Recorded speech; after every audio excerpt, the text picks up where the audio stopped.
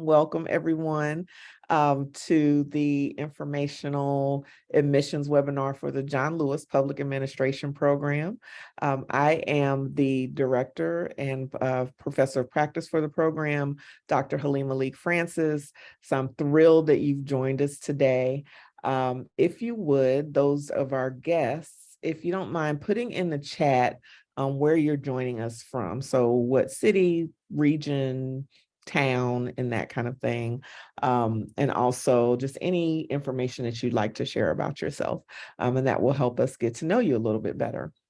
As I shared, I'm the director of the public administration program here at Tulane, and we are now the John Lewis Public Administration Program. This is actually our first webinar since the official announcement of our naming. So I'm really thrilled to see you all and to be able to share information about our program with you. I came to this work, I joined Tulane in April of 2019 to lead the creation and launch of this program. And I worked with the school leadership, faculty members, and advisors to really build our curriculum from the ground up and really to design an experience for students that we hoped would prepare you to go out into the world in present day contexts, navigating all the complexities and uncertainties that we see in today's civic sector. And we wanted you all to be able to have the skills that you need to be successful in that regard. Prior to working for Tulane, I worked in the nonprofit and philanthropic sector for about 20 years. So in that time, I did a lot of work that was that intersected with equity, diversity, and inclusion, human services, education, and a lot of different domains that we see throughout our communities. And in that time, I had the benefit of having a pretty diverse spectrum of experiences that I think really was helpful in informing the approach that we're taking in preparing our future public service leaders. So I'm really delighted to be with you today and to be able to share information with you. And alongside me, I have my wonderful colleague, Brian McNamara. I was about to say Dr. Brian McNamara, I was this close, who is our associate program director and professor of practice. And I'll hand it off to him to introduce himself and then I'll come back and share more information. Great. Thank you so much, Halima. Welcome to everybody. My name is Brian McNamara. I'm the Associate Program Director and a Professor of Practice here with the John Lewis Public Administration Program. My background, I joined Tulane in the full-time faculty in May of 2021 as the second full-time faculty member. We now have a total of 3. Prior to joining Tulane, I was a Coast Guard officer for 21 years, serving in a variety of training and legal roles. I have a JD from William & Mary, a Master of Laws in Admiralty from Tulane Law School, where I've served on the adjunct faculty since 2013, and a Master of Public Administration from Old Dominion University in Norfolk, Virginia, where I am also a doctoral candidate. So fairly soon, I'll be a doctor for PA as well. Looking to wrap that up in the summer of 2023. But what is so exciting for me to be a part of this program is to help all of you who are interested in completing your MPA do it on your own time and on your own terms, and to do it through this innovative and progressive program that really focuses on the EDI aspect and long-term social equity implications of public policy making. So with that, I'll turn it back to Dr. Lee Francis. Thanks so much, Brian. So what we're going to do today is really talk to you not only about the structure and your experience, what you will experience in the program, but we'll also give you some background information on SOPA, or the School of Professional Advancement, where our program is housed. And at the end of our conversation, we'll leave some time for you to ask questions as well. So as you can see here, Tulane was founded in 1834 as the Medical College of Louisiana, and the School of Professional Advancement is by previous names of University College, School of Continuing Studies. In different iterations, we have been a part of this university for over 130 years. So our first classes were offered in 1886. So as a unit, as a division, as a school within Tulane, we have been serving the adult population and helping people to build professional skills for a very long time. So we have a depth of experience in this. Next slide, please. So as I shared, SOPA has been really working to provide meaningful career enhancing skill development for working adults since our founding. Over time, we have evolved, of course, to present day realities, and one of those things being online. So for us, we have a depth of online expertise and experience throughout our school. Most of our programs, if you look across the diverse programs that are offered throughout the School of Professional Advancement, we have capability to offer those courses online. This is really important, particularly for working adult students, because it speaks to accessibility. So students who typically may not be able to stop their lives, stop their careers, stop whatever other commitments that they have the ability to access our courses online. Another reason why SOPA is so wonderful is that our programs and faculty are immediately relevant to what you're going to see in the workplace.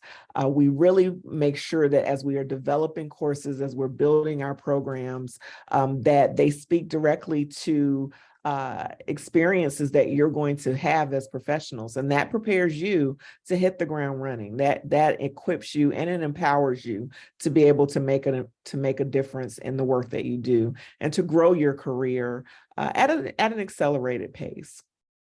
Also, our student support that we have, all of our students have access to a broad scope of support resources that are really shaped and defined to make sure that you're successful. We put a lot of work into making sure that our students have access to resources, also to have access to guidance, so that you don't hit any, or so that we can minimize the bumps in the roads that you're going to face as you're matriculating through your degree programs. Also, the affordability and flexibility. You do get a great benefit of having access to a Tulane quality education at an affordable price compared to our peer institutions. So really that flexibility and that affordability is offered through the School of Professional Advancement. And of course, as I mentioned, the Tulane name, which it does wonders for a lot of people when they graduate from Tulane and they can say, I'm a Tulane alum, roll wave. It's a recognizable name, and they carry that enthusiasm with them. Next slide. So I mentioned a little bit earlier online learning at SOPA, and these are some of the things that you will experience, just generally speaking, if you look at all of our programs and the online offerings that we have. The public administration program was designed to be online, so we were very intentional about making sure that it was customized, or that it is customized to the experiences and needs of students who are learning online in virtual spaces. One thing I will say about our approach to online learning is that we still cultivate community. So a lot of times people think that they have to sit in the classroom and they have to have a classroom live experience to build community with their colleagues and with their faculty members. We've been able to do it very successfully online. We hear from students when they come back for our residency, which Brian will talk about a little bit later. We've heard from them that they feel like they really know each other, and they're really glad to be able to connect with one another live. We just graduated our first cohort of students this past May, and they were all so excited. Many of them, this was the first time that they had ever been to New Orleans. So when they came here, they were able to connect with professors, they were able to connect with classmates, and they still had that bond that they had established even through an online experience. So beyond having access to the learning materials and engaging in informative videos and class discussions, you have that ability to connect with one another and to connect with instructors and build those relationships that are beneficial to you, or that will be beneficial to you later in your career.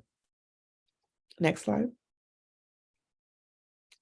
So this slide here shows you kind of the depth and the scope of our experience with online course design and teaching and learning. So you see here in the section that says depth, this is how many degrees and certificates we offer throughout all of the School of Professional Advancement.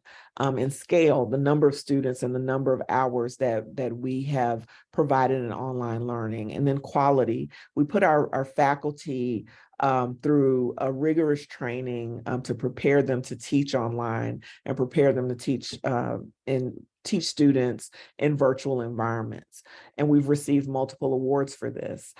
So you see with the public administration program, we have an excellent backbone in the School of Professional Advancement that well positions us to be a great experience for you as an online learner in our program.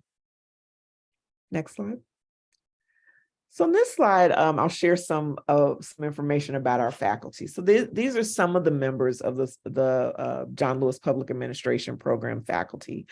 Brian mentioned earlier that we have 3 full-time faculty. The third one is Tiara Summers, who is pictured there to my left, perhaps your right, but she is an expert on health policy and emergency preparedness.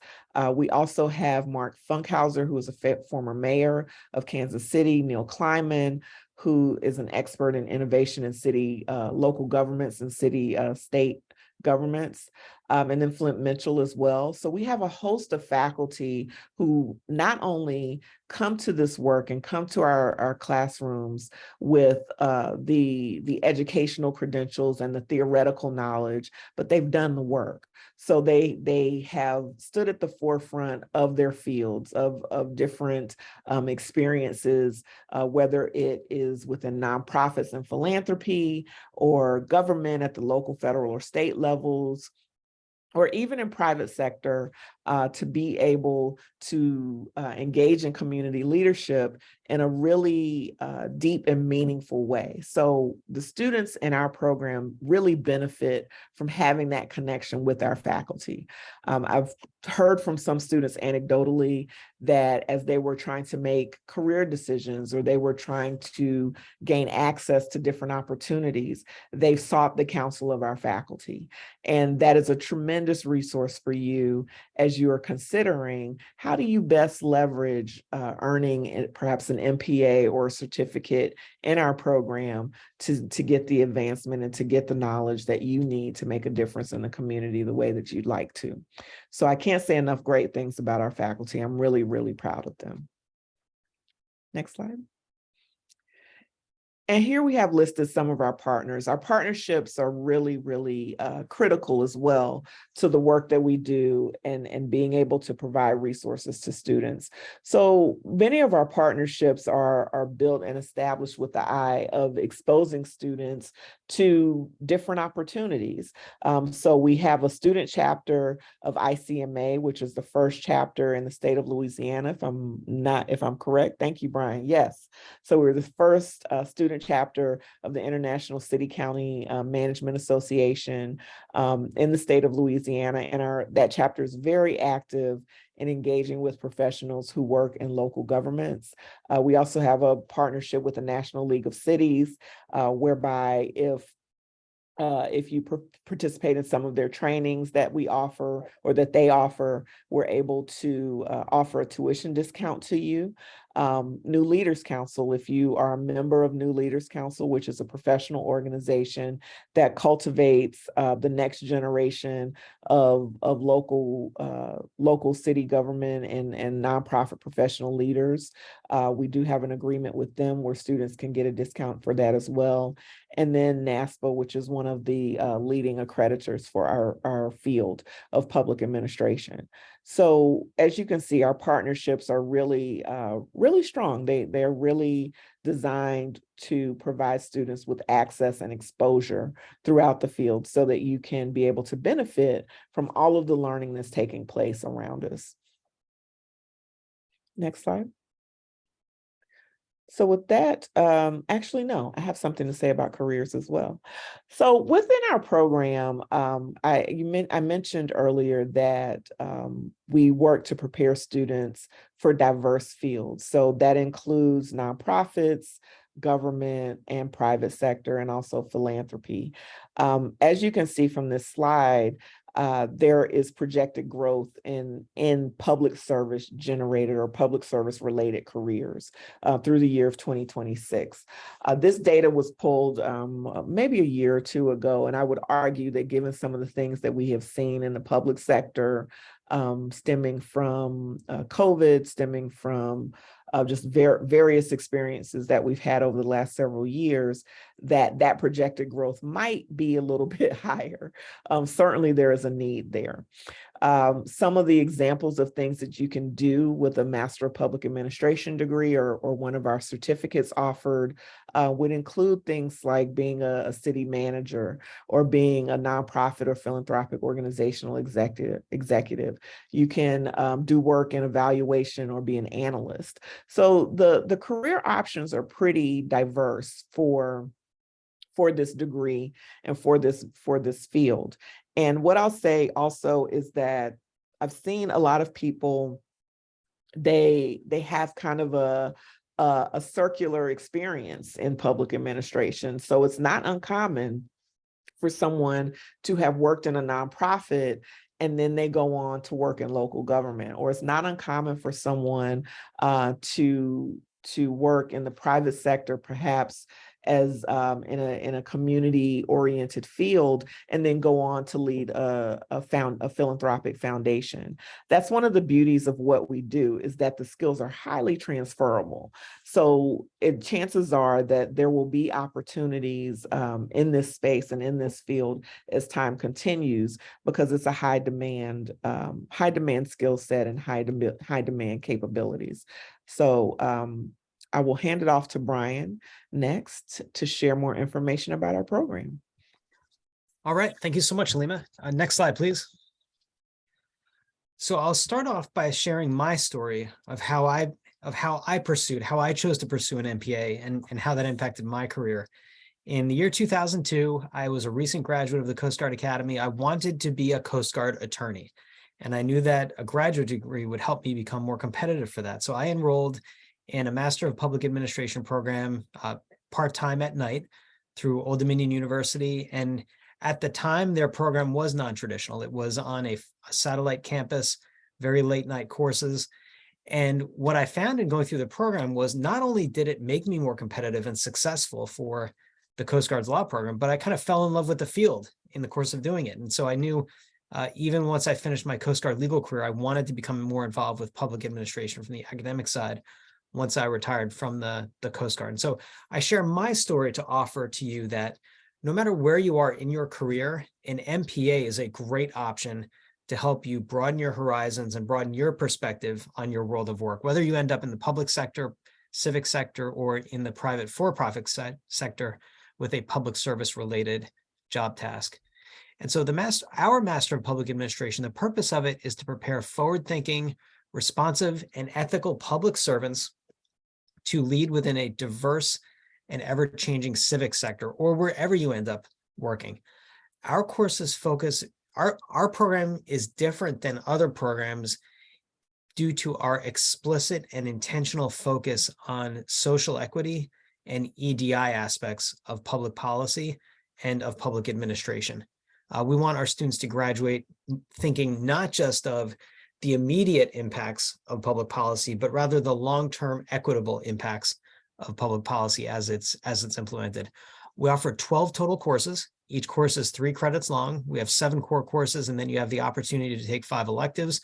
And they focus on both applied world, real world context, and the public administration theory that's behind it. And so it brings together foundational knowledge from the academic field of public administration, filtered through the real world applied practical lenses of instructors that have experience both with high-level graduate training and real world. Next slide, please. Our program is extremely flexible. The way most individual courses will work is you will have almost entirely asynchronous experiences with 4 to 6 different Zoom sessions throughout the semester. So it kind of blends the best of both worlds. When I did my MPA, it was all in class, right? So I had to get in my car, I had to drive through traffic to get to the classroom. Since I've been working on my PhD courses were online. And what I found was that in many ways, I had a better experience doing the courses online. And through our program, we do blend the best of both worlds. You have the opportunity to have regular real-time interactions with your peers and your faculty, along with the flexibility of being able to complete course assignments and discussions and module readings at the time that works best for you. Next slide, please. I mentioned earlier we have courses make up our Master of Public Administration program, in addition to a single required residency during your term, which I'll mention in just a minute. Brian, You do not you have to froze. complete a concentration. Brian, Oh. you froze for a minute. Okay. You repeat what you said, like at the very, very first of what you were saying. I'm sorry. Okay, sure. From the very, very beginning or just a moment ago? Just a moment ago. Sorry. Okay. So I was just mentioning that that our faculty bring the best of all worlds in that they have high-level graduate training as well as practical experience in the practice areas where they're teaching. So our degree requires 12 total courses, 3 credits per course for a total of 36 credits, plus a mandatory residency one time during your program. And I'll talk about the residency in just a moment. You don't have to complete a concentration during the MPA program. Many of our students choose to complete a concentration, and you can see on the slides the concentrations that are available to you, and you complete those by finishing 4 courses. 4 out of your 5 elective courses in one of those particular areas will allow you to graduate with a concentration. So you would end up with both the degree and then also the certificate that goes along with that degree for that particular concentration. Next slide, please. Yes. Priska, do you have a question? Yes, I just had a quick question about the concentrations. Is it possible to opt to do more than one of the concentrations within the program, or are you is only one concentration available via the MPA graduate degree? Yeah, so it is possible to obtain more than one concentration, but you would have to take more courses than the MPA would require. So if you're completing the MPA, you only have enough space before the degree is completed to finish enough courses for one concentration. But we have had students at the School of Professional Advancement, not yet in our program, but we have had students in the School of Professional Advancement complete their degrees in their field and then stay to take an extra couple of classes to finish a second certificate or a second concentration. All right, great question. Thank you. Okay, so we also have a strong experiential component to the public administration program. And the opportunities for these include both the residency and the capstone. The capstone is our final core course that you would take, and it allows you to serve in a de facto consultant role for an organization whose mission has a public service component. For students who do not have professional experience before joining our program, this capstone, we also work in an internship component. But for the vast majority of students who come to us already having completed professional experience, this generally will be a consultant type project for the capstone. In addition, we have the required residency in New Orleans that I'll talk about in just a moment. So before we turn to the residency, though, I'd like to just briefly mention a couple of other points that I think are worth mentioning. And the first point that's worth mentioning, I think, is the fact that in my experience, there is no trade-off here with Tulane between flexibility and high academic quality. We put our instructors, every course that you take in our program has gone through a semester-long learning, design, and development workshop before we can even make it live for the students. So unlike other schools where you may have a professor designing a course in the last couple of weeks before they teach it, every course that you take has gone through a full semester workshop where the learning design and development experts work alongside the faculty members creating the course to ensure that it meets the absolute highest standards of quality and rigor. The other thing I think that's worth pointing out is how many of you, like by show of hands, how many of you are looking at public administration programs at other universities? Yeah, so I mean, it's a fascinating field, right? And it's very diverse in terms of how the universities model their PA programs. When I was looking at my PA program, the MPA program I took was actually in a business school. You'll find other PA programs in political science schools, others in schools of liberal arts. Ours happens to be in a school of professional advancement, which is a very unique model. And I think that model provides great benefits for you in the sense that the School of Professional Advancement mission aligns quite nicely, really, with the purpose of a Master of Public Administration program. And in addition, the professor of practice model that Dr. Leek Francis and I follow within the School of Professional Advancement allows us to focus on being responsive to you. So in other words, I'm not distracted right now as a faculty member at the School of Professional Advancement by requirements for publishing a certain number of peer-reviewed articles, which that activity obviously is great for the field, but in terms of your experience as a student, you can reach out to me and know that my focus is to be responsive to you rather than responsive to my peers at other schools and whether or not they like the research that I'm doing.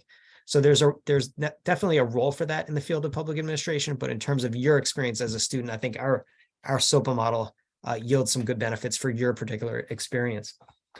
The other thing I'll add is that in terms of a sense of community, we have an incredible mix within our student body of folks who are living out of state. We have one student who's living in Mexico. We have students from the Pacific Northwest, from California, from New England. We also have a large number of students that are from the Gulf Coast, as well as students who are Tulane University employees. And so I think you'll find that you'll be able to expand your personal and professional networks with folks from a variety of backgrounds and geographical locations. All right, so next slide, please. All right, let's talk about the residency. We finished our first residency in June of 2022. As a student within the Master of Public Administration degree program, you would need to attend the residency once during your time in the Master of Public Administration program. The residency is optional for students who are pursuing graduate certificates only. But as part of the MPA, you'd come to New Orleans for an exciting 2.5 days of residency. We run it from a Thursday to a Saturday. And this photo you can see, although my name tag is crooked, that was one of the best experiences we had, which was lunch at Cafe Reconcile in New Orleans, which is a very public service oriented cafe that gave our students the opportunity to experience true New Orleanian food while also learning from the leadership of Cafe Reconcile about the workforce development and individual personal development mission that they have for their employees. Next slide, please. And the residency is 2.5 days of panel discussions, workshops, and site visits, as well as social events that give you an opportunity to connect with one another and to hear from and connect with and network with leaders in various organizations. And so here you see a photo of the local Coast Guard sector.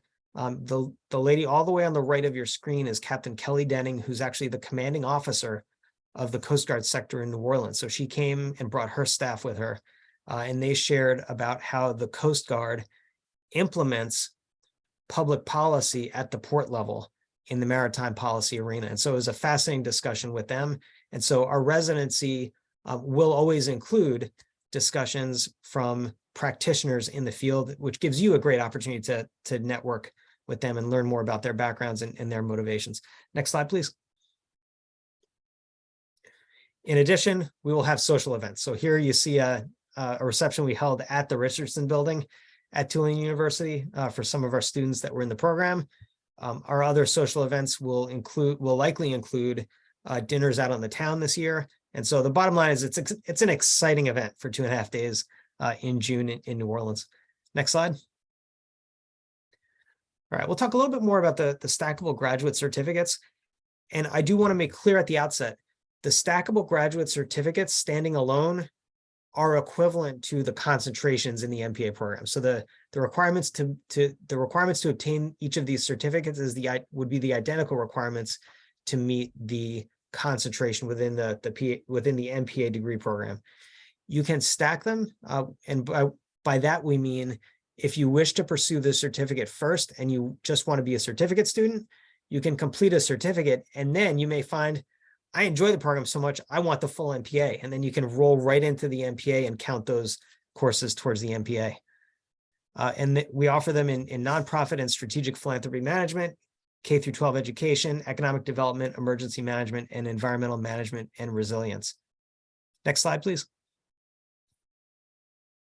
Credit for prior learning. We frequently get questions about, well, I've taken a couple of graduate courses before, or I have this life experience. How can I apply that for the MPA? And here's how you can do it. For the Master of Public Administration degree program, we can accept a total of up to 9 credits towards the degree that were completed either through prior learning or outside the program. You would need to apply and get program director approval for that. But if you've taken 1 or 2 graduate courses that you think might meet the requirements of this MPA, we see this sometimes. Sometimes folks do MBAs. They start 2 or 3 classes in an MBA and they say, wait a minute, I really want to do an MPA. Sometimes we can apply those MBA courses to the MPA. We also have folks who say, I've worked in the nonprofit and strategic philanthropy space, for example, for 10 years. Is there any way to get credit for that experience? And the answer is yes. There is a credit for prior learning portfolio process that students can complete to apply up to 6 credits towards the Master of Public Administration. Now, I do want to make very clear that this is not simply a check the box, have you worked in this space before, so we give you credit. It's a portfolio process that is actually a fairly major undertaking for students. The benefit to it, however, is that in lieu of sitting through a 3-credit course, you have the opportunity for a reduced cost compared to what it would cost to take a 3-credit course. It's a reduced cost to go through the portfolio process, and you complete a portfolio that you submit for review. And if that portfolio passes, you obtain the credit toward that particular course. And so there's a benefit. It's not a minor undertaking. It can be quite a major undertaking, but there are benefits to the students to go through that as it removes the requirement to sit through and complete a 3-credit course at the cost of 3 credits. And if you're interested in that process in more detail, feel free to reach out to me. I'd be happy to answer questions about that. All right, next slide, please. Another great aspect of the school of having a public administration program housed within a School of Professional Advancement is that we have tremendous resources to set you best up to achieve your best possible success.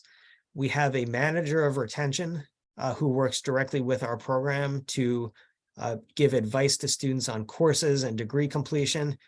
We also have procedures and practices in place to monitor coursework, degree completion or course completion rates, and we generally can have a very good sense of whether or not any individual student happens to fall behind in any course at any time, and we can reach out and offer better support to that student to be flexible and give them the chance to catch up and succeed. We recognize at the School of Professional Advancement that the vast majority of our students are managing other responsibilities, whether it's family responsibilities or career responsibilities, at the same time they're taking this program. And so our focus aligns with that, with those needs of the students. And we generally can be very flexible in providing the support for you to be successful, whatever life may throw at you in the middle of a course or in the middle of a program. In addition, we have an exceptional career advisor who just joined Tulane University. She comes from the legal field, where she was a career advisor and a recruitment manager for a major law firm in New Orleans. And she has hit the ground running with a vast wealth of experience in resume writing, LinkedIn tips, networking, etc. and she is always available to speak to us as a group, or to develop individual relationships with you to help you leverage your graduate public administration work to shift or grow within your own career. All right, and next slide, please. So with that, I will turn it back over to Dr. Lee Francis. Thank you, Brian. So for the next few slides, I'm going to talk a little bit more in detail about tuition and our application process. So I mentioned earlier that we have relatively affordable tuition for spring 23, and I think the next few terms projected. We do have listed here our per credit tuition rate. At all done, the total investment of cost of tuition, I believe, hovers around $40,000 for the full MPA degree. But as you can see, it is relatively affordable compared to some other programs that are out there, and other even other degrees that are offered throughout the university. Your classes are financial aid eligible, as is your participation in the residency, given that it is a requirement of the program. So we do offer financial aid assistance to help pay for your educational costs. And alongside that, along with things like loans, you do have access to other forms of financial aid. So federal grants, we have a Yellow Ribbon program, 20% tuition discount for military and veterans, students who have graduated from historically Black colleges and universities or tribal colleges. Also Phi Theta Kappa Scholarship, which is an honor society. And as Brian mentioned earlier, you can do the portfolio assessment and get up to 6 credit hours of learning, or 6 credit hours applied to your degree for work and life experience. So there are a lot of different ways to approach reducing the cost of tuition to make it more feasible. Next slide.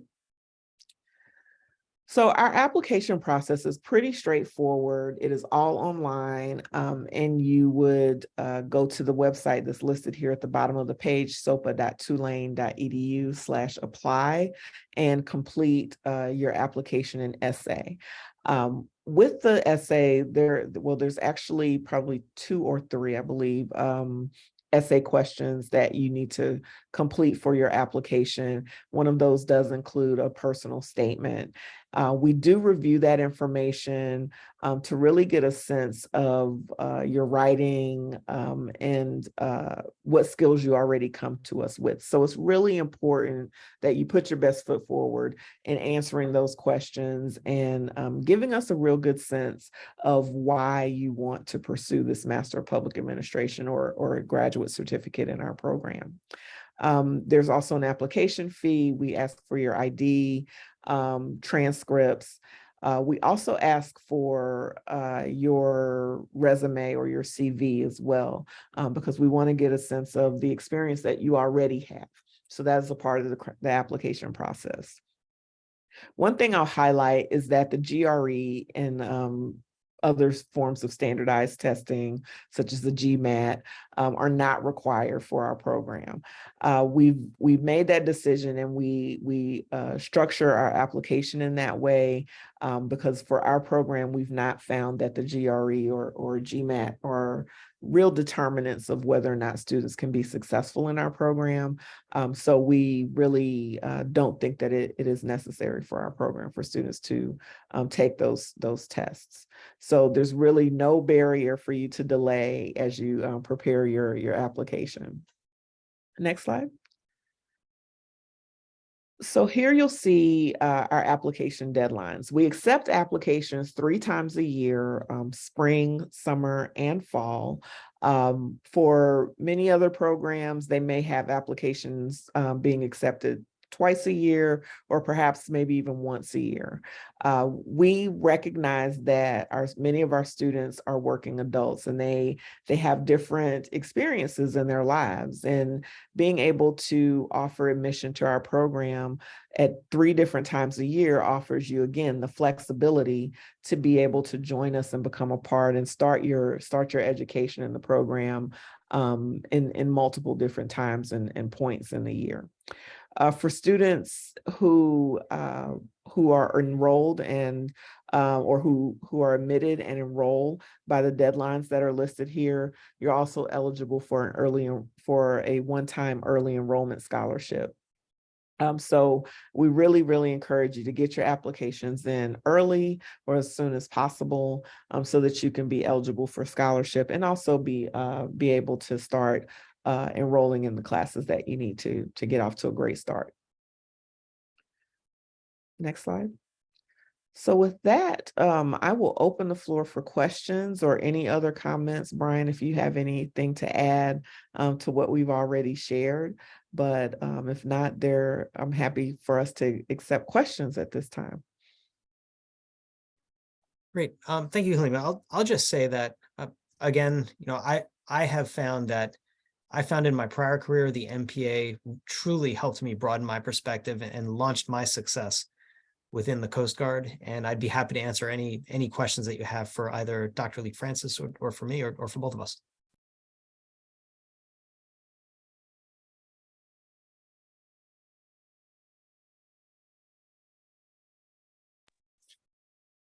The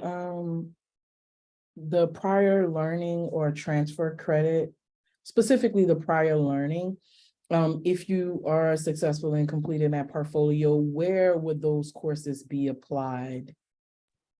Sure, that's a great question. And what you would do is before you wouldn't start that process until you've got full information about which course you would attempt to apply the portfolio towards. And so usually the first step in any portfolio process is to reach out either to Dr. Lee Francis or to me to talk about the individual courses and find out which courses would be the best fit based on your particular background. And then the portfolio would address the course learning objectives for that particular course.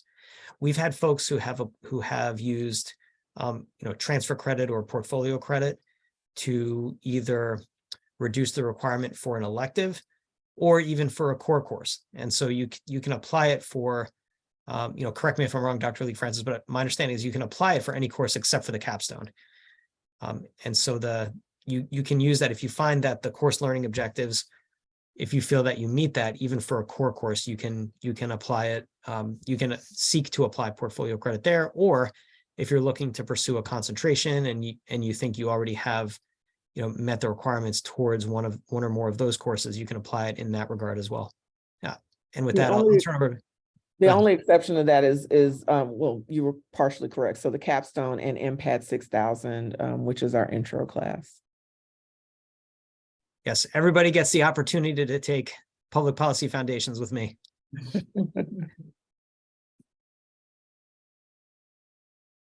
Other questions? Hi, it's Tara Davies. I know this is a difficult question to answer, but I'll ask it nonetheless. I'm working full-time. How many hours a week would you expect for a single course?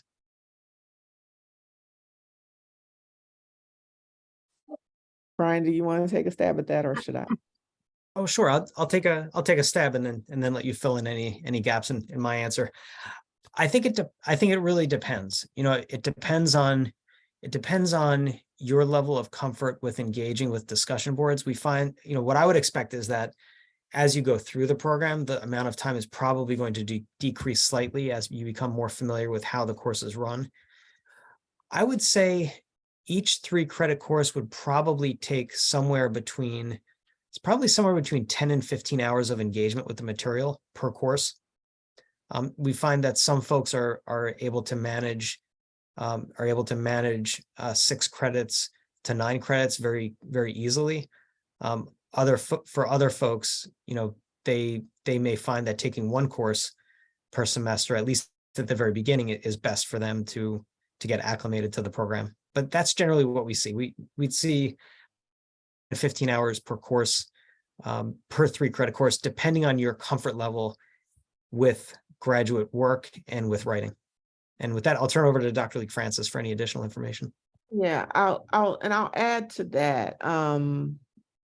I think the 10 to 15 hour credit hours, or 10 to 15 hours a week per class, is accurate for someone who has some level of experience with online learning. Usually for those who don't, it skews a little higher, 18 to 20 even hours as you get acclimated, but that does decline as you are more engaged in the course and get accustomed to the rhythm of the course. The way that our courses are laid out, they are all formatted in 12 modules throughout the semester. So a module usually lasts a week long in most cases. So that's kind of the pacing of the course. And in some modules have deliverables, have major assignments in each module. Some modules have major assignments, or some courses have major assignments that stretch over multiple modules. So you don't have an assignment due every week. But generally our discussion board, those are on a weekly basis. So the way that the modules within the courses are structured is that generally you'll have a reading, there'll be interactive videos or a video lecture, there'll usually be a discussion board, and there'll usually be something tied back to the assignment. So that gives you a sense of kind of what the experience is in each of the classes, and they usually follow that format. If you find that you're getting behind, or if you're finding that you're struggling or having some challenges, or that just life happens, which is kind of throwing you off of your pacing, reaching out to your instructor. I found that across our program, our instructors are very willing to work with students to make sure that they're successful. So there have been cases where your workload changes and you need to make an adjustment. Our instructors and Brian and myself will do everything that we can to make sure that you're still able to be successful in the program. So we've had students that the majority of our students work full-time jobs, and they've been able to successfully complete the program, not only completing, but completing with high GPAs in the program and high performance. So it's completely feasible. And thank you so much. If I could add just a couple more things to that.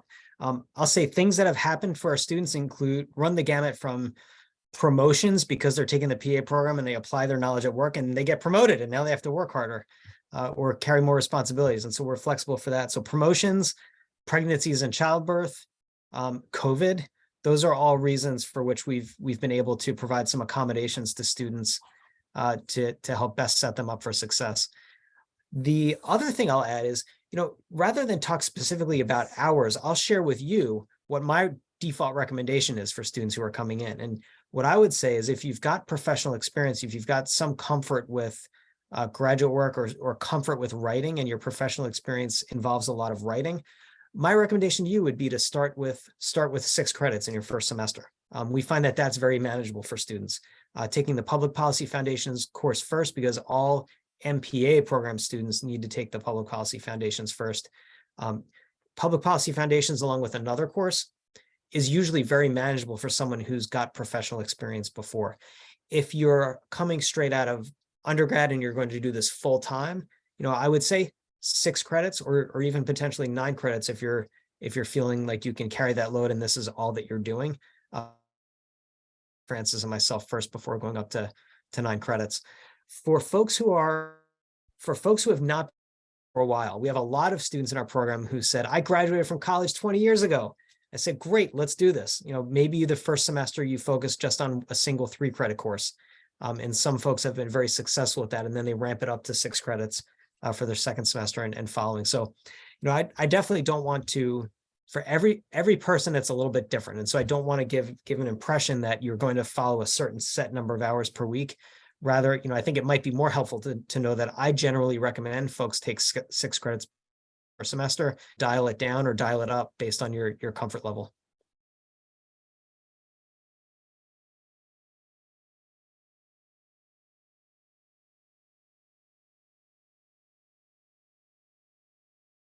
Great. Great questions. Any other questions?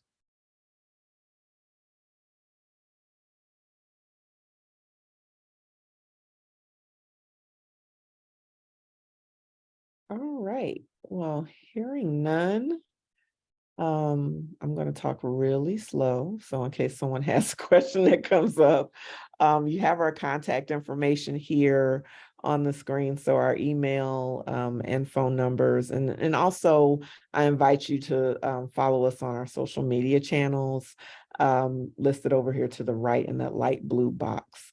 And that way you can stay up to date with the things that we have going on. We really, are so happy that you're interested in learning more about our program and that you've joined us today. And we hope that what you've heard has piqued your interest and perhaps inspired you to move forward in applying to our program. So we look forward to receiving your applications. All right.